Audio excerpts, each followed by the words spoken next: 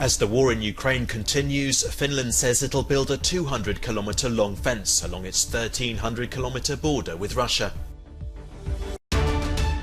Millions of Ukrainians freeze in the darkness as Russian strikes take out 50% of the country's energy infrastructure. With no let-up in the war in Ukraine, Finland says it'll start building a 200-kilometre fence along a section of its 1,300-kilometre long border with Russia. It'll cost around €380 million, the border agency said, and it'll take 3 or 4 years to complete.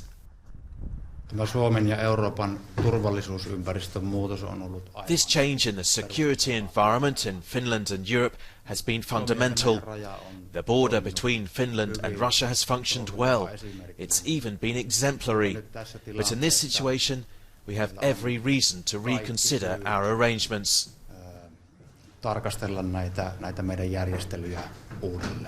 There are fears that Moscow could encourage migrants to try and cross the border as a way of exerting political pressure. Meanwhile, Helsinki still hasn't joined NATO, as Turkey and Hungary failed to ratify its application. Ukraine shudders as the first snows of the harshest of winters fall. Massive Russian shelling has knocked out almost half of the country's energy infrastructure. Kyiv has asked Europe for additional support. The situation for millions is dire. Ukraine's Prime Minister said, unfortunately, Russia continues to launch missile strikes on Ukraine's civilian infrastructure, waging war against the civilian population and depriving them of light, water, heat and communications. In Kherson, newly liberated but struggling for basic goods and critical services, the mood is tense. Residents here are crowding for government aid. They are free, but the Russians have left a bitter taste. Despite the suffering of civil society, the Ukrainian army seems stronger than ever. After reclaiming Kherson, it has the Crimean Peninsula in its sights. Local authorities have confirmed that Russia is fortifying positions in the territory that it annexed in 2014. For months it was believed to be untouchable. And in the east, Moscow tries to take the city of Bakhmut to cement its hold on the Donbass. Winter is fast approaching, and with it a likely slowdown in military activities. Before that, both sides are eager to gain whatever advantage they can. Leaders from around the Asia-Pacific have called for an end to Russia's war on Ukraine at an APEC summit in Bangkok.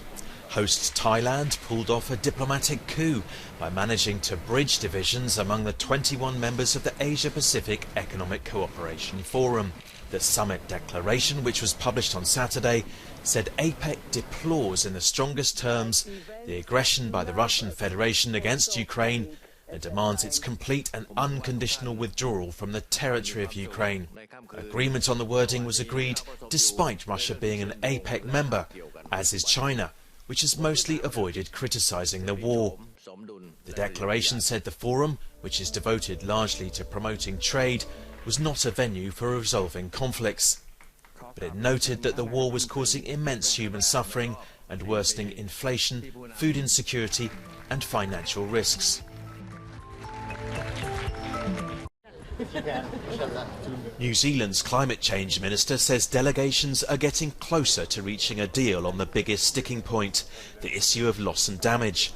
That's the idea of some kind of compensation from rich nations to help out poor nations who've been hit hard by extreme climate change.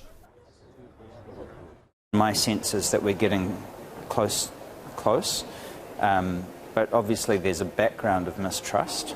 And so it sort of feels like there is the possibility that we could get an outcome, but also it could fall over at the last minute. And I think if that happened, it would be a real shame, because this is as close as we've ever been before. Inside the venue, talks went into overtime on Saturday for an extra but final day in the hope of an 11th hour agreement. Modest demonstrations outside the summit venue in Sharm el-Sheikh, meanwhile, failed to convey the fear and outrage felt by much of the world.